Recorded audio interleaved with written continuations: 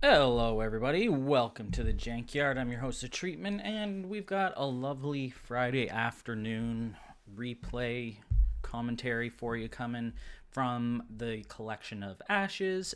Turns out I'm missing 5 games, and before we get to the finals, whenever those are scheduled, I need to get all of these done because everyone deserves some hype commentary for their game.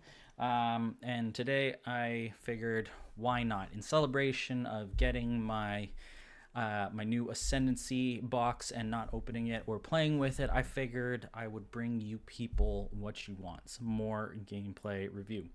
So without further ado, let's hop on over to the replay. Bada boom, bada bing. And we've got today Asterix versus Inquisitor. This was the very first lower bracket match, I believe. Doesn't really matter which one it was, but it was in the lower bracket. And it's going to be Inquisitor on his Herald with Cinder Spirit, Tuskmount, and Wishing Wing, and Asterix on his Tristan, Huge Sympathy, Fish, Mirror Spirit, Diver, uh, sort of aggro deck, I guess you would call it. And it's been long enough, and I didn't really pay attention to who won which game, so everything about this will be a surprise for me, which I always enjoy. That way, it's just straight reaction, no pre-thinking.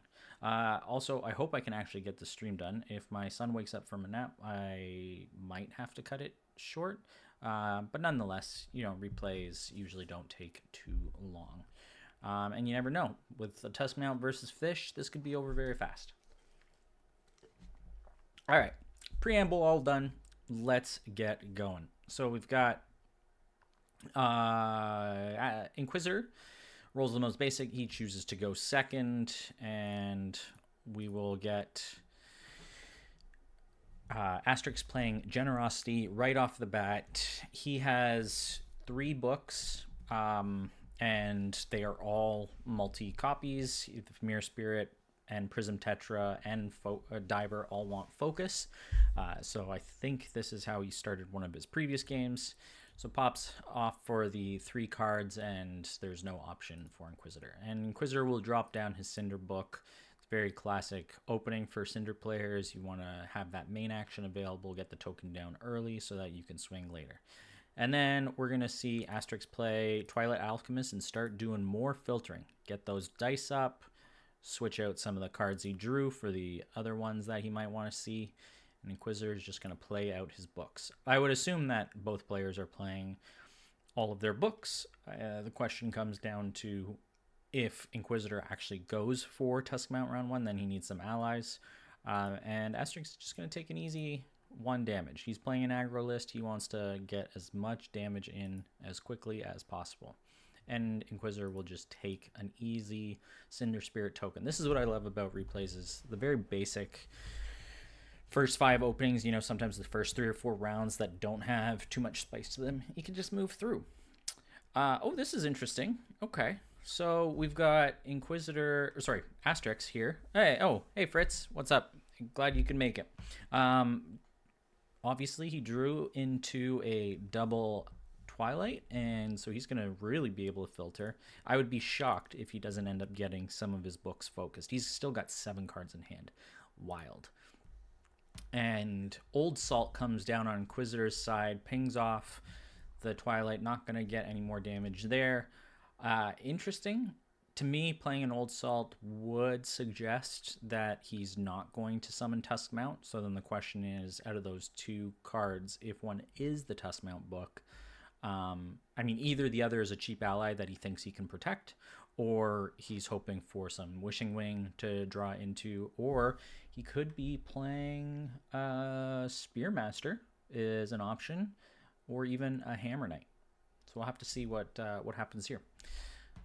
So back to Asterix on his side. I was going to say, I'd be surprised if he didn't start playing some of his books. He's got a lot going, and the Tuskmount does come down. Okay, so either he's mounting the Old Salt, which, in theory you could do, but it seems very costly 4 and 2. But, it is a body that's harder to get rid of. I also wouldn't be surprised if Asterix has Tsunami Shot, which would be really bad for the Tusk Mount. But he did draw into a second Diver book. All right, here it goes. He's going for it right off the bat. Aggro versus aggro. And he's just going to swing to face. Remove Old Salt. Attacks Tristan. Huh. That's interesting that he went to get... He wants to just punch on Tristan instead of trying to get out the Rubble Spirits to at least put some more bodies down. He's still got now 1 die for the Wishing Wing, 2 for the Cinder, 1 card for whatever, and 1 die for whatever's in hand. Maybe a Raptor Herder or an Ice Trap. Does he have Ice Traps? No, he doesn't have Ice Traps. He's got Nature's Wrath. That's what it is. Obviously, you're playing against fish. You're gonna first 5 of Nature's Wrath. That's what it's gonna be. Okay. He just punches. Boom. And Asterix now is going to have tons of time to just put down all kinds of stuff. So he gets his books out, and Inquisitor's just passing. At this point, he's like, I got my 5 damage in, and I've got top of round. Go. All right. Well, now we've got 2 of the books focused. That means that other than Nature's Wrath, right? I believe you control cannot be targeted by spells. Yeah.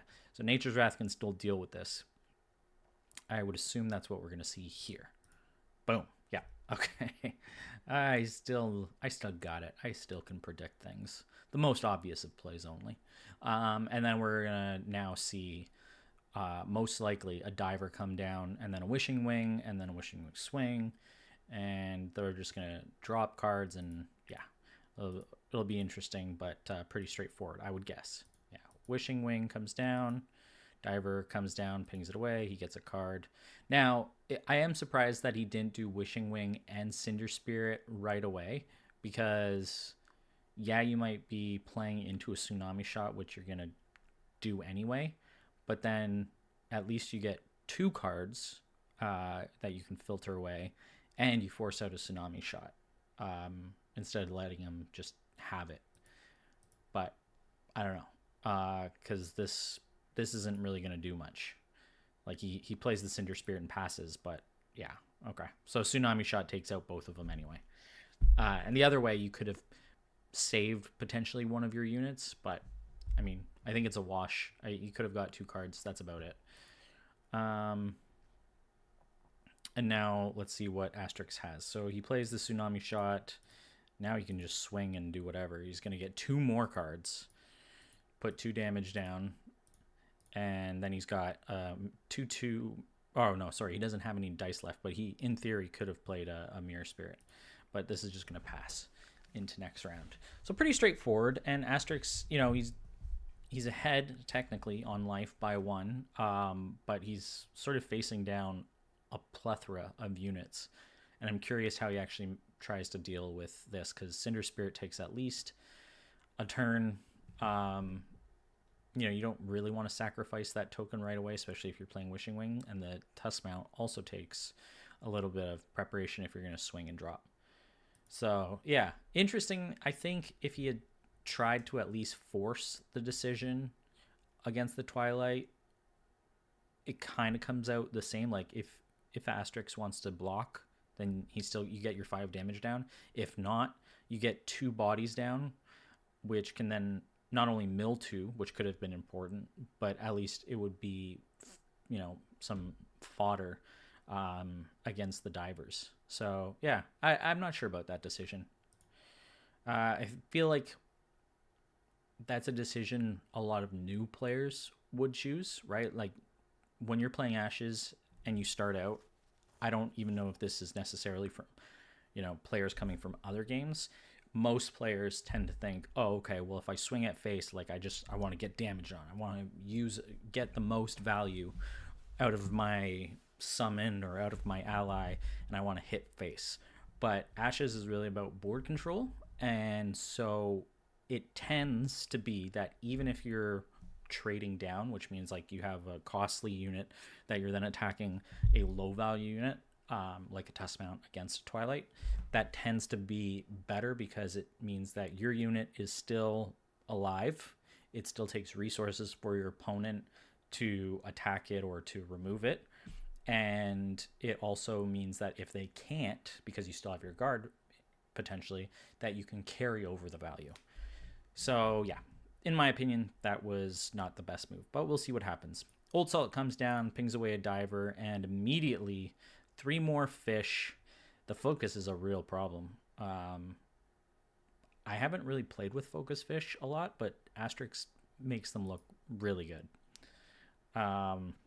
So yeah, he's gonna put those fish down, and wow, again 6 dice for, huh, interesting. You're just gonna swing out. You're just gonna go for it. Again, not swinging at the diver to get 2 bodies that could block the tetra. Just swinging at face.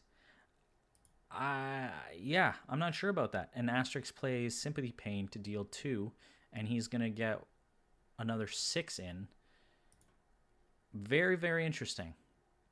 It's not lethal. That's questionable in my opinion. Okay, but it is what it is. So Magnify Fish now comes out, hits for 6.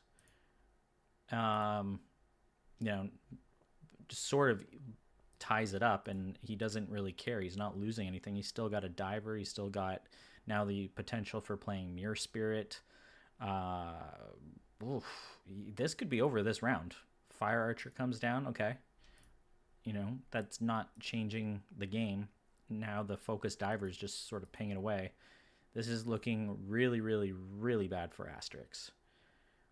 Wishing Wing comes down, and he meditates Fester from his hand to change up. Well, actually, that makes sense. There's nothing you want to Fester away, really. But yeah. Oh, my goodness. And now Raptor Herder comes down because, of course, why wouldn't it just add to the swarm?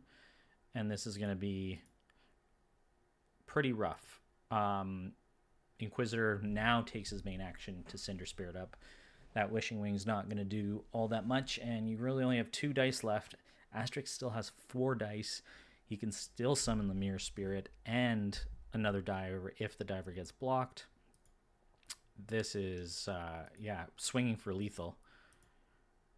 I was going to say, if that was a crescendo, I mean, maybe Inquisitor has Fate Reflection, but otherwise, there's 2 more damage down. That wasn't quite lethal. That was 1, 2, 3, 4. Sorry, I was 1 off. But yeah, this is not looking good. Vermilion Sage. Oof. Okay, so this is GG. There's nothing that Inquisitor can do at all. This is just very almost kind of wrote the Cerulean Diver can swing at the Sage, whether he blocks it or not doesn't matter. He only has 1 die left. He can't do lethal, and he's going to have no dice to be able to deal with another diver and 1, 2, 3, 4, 5, effectively 5 or 6 power Mirror Spirit. Oh my god. And okay, insult to injury, another group tactics swing. Yeah, this is, you can block the hatchling. There's another 2, but yeah, Asterix concedes. That was very fast. Wow. Yeah, that was very interesting because we saw, was it the Inquisitor versus Shadow game? And in that game, Shadow was really on top of the pings round 1. He wasn't trying to race him. He was actually trying to control him. Even though Asterix got a lot of his focus, Asterix ended up playing too conservatively. So it's very interesting to see that in his earlier match, before he faced off against Shadow, that he played his aggressive deck aggressively. And, round 2 with still 3 dice left, like 17 dice. This is basically, like any burn list. He won.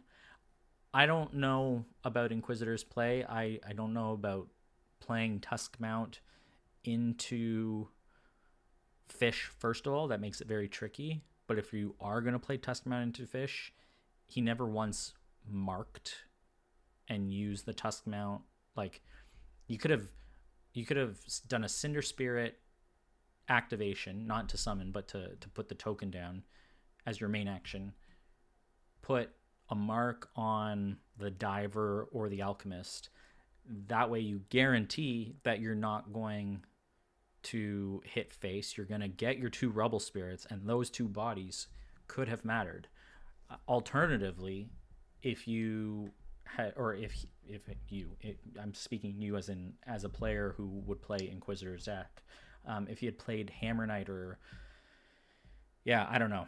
Um, I'm not sure about that. It was a lot of dice expenditure and not enough race, and he didn't have final cries or widows to really surprise and counter swing to get that extra little bit. So it was a little bit of, I don't know, wishful aggro, I guess, hoping that your opponent doesn't draw into all the books. But that was a tough one. So congratulations to Asterix. That was a very quick game. So I'm actually gonna do another one. I got 4 games now left. I think I've got 2 games for Shadowfire. One is versus me, one is versus Fred, and then 2 Brancus games. So I will probably pick a Brancus game and then do maybe the Shadow versus Fred. We'll see how long the games go. Shadow said that his games are long, so we'll see how fast the Brancus games goes, and if I can get just 3 games done and then it only leaves Shadow's games left, that might suit my current schedule. Yeah, so that's what I'm gonna do. I'm gonna close this down, open up a new one. Hope you enjoyed. This was a very fast one. For anybody who is interested in playing aggro decks, give out Asterix's try. For anyone who can tell me how they've made Tusk Mount work, please let me know. I've only played with it once and it feels very expensive. It's such a cool unit, but it seems like you really need to know when you can actually summon it. You can't just summon every round because it's such a huge dice sink, and sinking it onto an old salt is even more expensive. So that was also like just the efficiency here. The dice efficiency was not in favor. Yeah. All right. Fritz, you're the only one watching. Catch you later. If you're not janky, you're stanky. Frog up, wolf down. Be positive, hoot and toot. Oh, wait. I should actually just play the outro. Ciao.